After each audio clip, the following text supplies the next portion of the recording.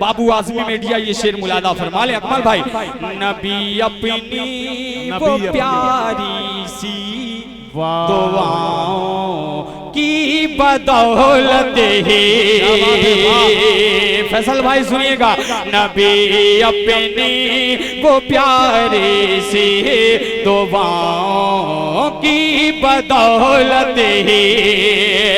नबी अपनी वो प्यारी सी दुआओं की बदौलत ही उमर को दीन की सरहद के अंदर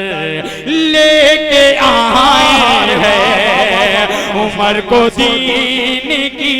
सरहद के अंदर लेके आए